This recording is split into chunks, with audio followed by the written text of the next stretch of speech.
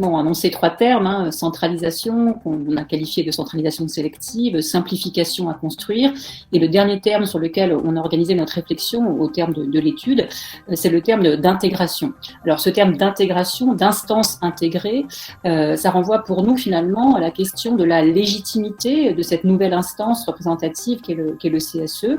avec l'idée que cette légitimité de l'instance, elle se construit ou elle se situe finalement au croisement de ce qu'on peut appeler deux logiques.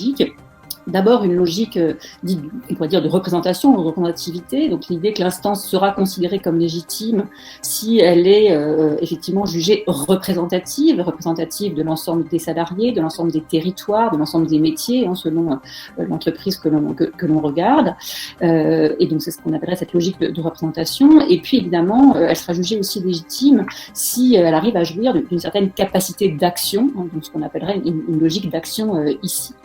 Et donc, ce qui nous a semblé dans cette perspective, c'est finalement la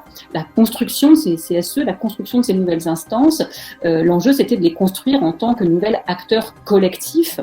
au sein de l'architecture représentative dans l'entreprise. Donc, par acteur collectif, hein, on entend ici une instance capable d'agir elle-même collectivement au nom de celles et ceux qu'elle représente, et si divers soient-ils, comme je l'ai évoqué. Donc, en ce sens, hein, si je précise un peu ça, on parlera effectivement d'une instance intégrée, du CSE comme instance intégrée, si le CSE parvient à être finalement plus que la somme de ses différents membres, des différents membres qui la composent, plus que l'addition des différentes voix qui peuvent s'y faire entendre, et s'il parvient à agir comme acteur collectif dans l'entreprise. Alors cette idée cette recherche finalement d'une intégration qu'on a qualifiée à ce stade d'inachevé, mais c'est tout à fait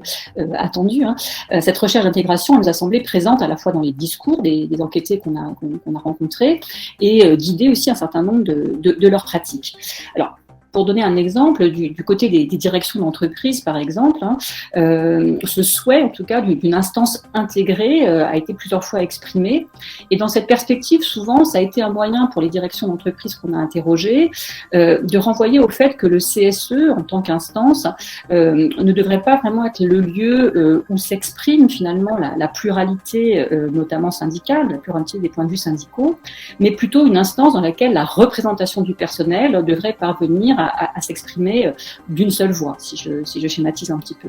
Alors évidemment, ça ne veut pas dire que les acteurs, les représentants des directions ici ignorent ou minimisent la pluralité syndicale, le pluralisme syndical, mais plutôt qu'ils considèrent, et ça fait écho à ce que disait Arnaud tout à l'heure, hein, qu'ils considèrent que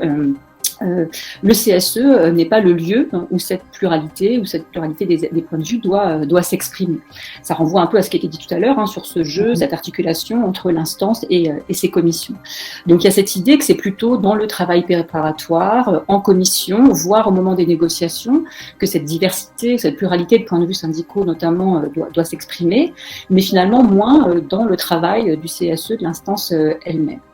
Alors, pour nous, c'était une réflexion intéressante parce que ça pose la question de savoir dans quelle mesure, finalement, le CSE peut être vu ou est vu comme une instance délibérative hein, par les acteurs et actrices qui y sont impliqués.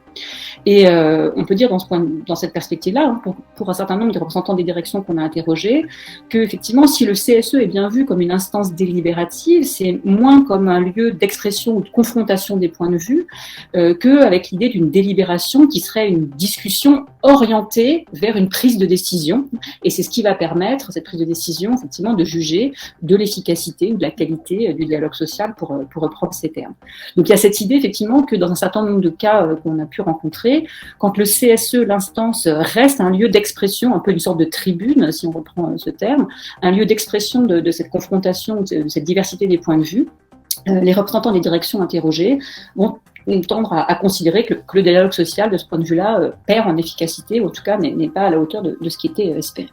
Alors, il faut bien sûr préciser, mais Rémi et Arnaud insistaient là-dessus, hein, sur le fait que ce type de point de vue est particulièrement prégnant dans les cas qu'on a étudiés, parce qu'on a des instances et des entreprises qui sont de longue date très syndiquées globalement hein, par rapport au paysage national, et donc où ce type de positionnement a pu s'observer. Alors, de ce point de vue-là, hein, il y a pu, dans certains cas, pas dans tous, mais dans certains cas, le passage au CSE a pu être vu par certains des représentants des directions qu'on a rencontrés, comme peut-être du coup une occasion, une opportunité pour, je mets des guillemets, pour désyndicaliser l'instance, désyndicaliser pas au sens où faire en sorte qu'il n'y ait pas d'acteurs syndicaux, mais au sens où effectivement que ces points de vue syndicaux ne s'y expriment pas en tant que tels, et avec l'idée que l'instance intégrée devrait faire en sorte que les membres du CSE se sentent avant tout membres du CSE avant de se sentir membres de tel ou tel syndicat, organisation syndicale par exemple. Donc ça c'est une tension qui a pu s'être exprimée, être présente dans un certain nombre de cas que nous avons pu observer. Alors cette recherche d'intégration, évidemment, elle est présente, elle est discutée aussi à l'esprit des élus que nous avons rencontrés. Et dans ce cas-là, elle renvoie plutôt à la question, moins à l'idée que la pluralité syndicale devrait s'exprimer ailleurs, dans d'autres instances ou dans d'autres lieux, que l'idée que ça doit être ce sur quoi il faut construire justement cette intégration. Et donc là, ça renvoie à une dimension sur laquelle on a un petit peu essayé de travailler également, qui est la question du travail intersyndical,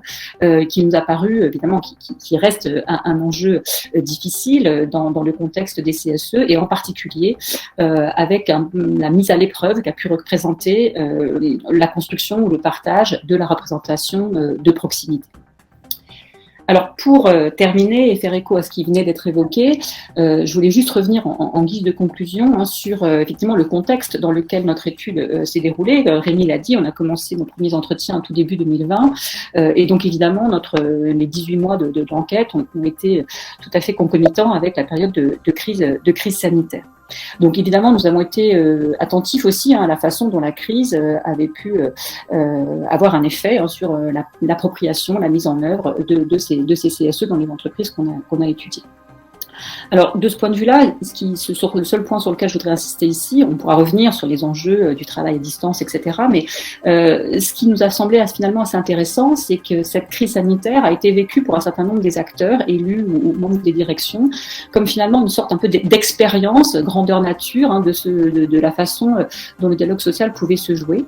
Et finalement, ça a pu être perçu comme une occasion de penser, voire de repenser le dialogue social et ses pratiques. Donc, d'une certaine façon, ce qui a pu être expérimenté pendant la période de crise sanitaire a pu être vu comme un vecteur de potentiel changement de plus long terme du dialogue social, de la façon d'exercer le dialogue social, qui touche à la fois à la forme, donc ça renvoie aux enjeux notamment du travail à distance et des réunions à distance, mais aussi sur le fond, c'est-à-dire sur la nature même du dialogue social, et c'est le point que je voudrais simplement évoquer en conclusion. Donc effectivement, ce qui nous a frappé dans plusieurs des discours des représentants des directions notamment, dans plusieurs des cas qu'on a observés, c'est finalement pour un certain nombre de ces acteurs, la période de la crise sanitaire a pu être vécue un petit peu comme l'occasion de faire l'expérience d'un dialogue social qu'on qualifiera ici, on pourra revenir sur le terme, un peu de plus partenarial, je mets là aussi un peu des guillemets, mais on a plusieurs témoignages assez concordants sur l'idée que, alors dans les grandes entreprises qu'on a étudiées, le dialogue social s'est maintenu, s'est poursuivi, voire s'est renforcé pendant la période de la crise, et pour plusieurs de ces acteurs, ça a finalement été l'occasion de souligner que, d'une certaine façon, le dialogue social n'avait jamais été aussi bon, si je reprends certaines citations, avait été finalement rarement été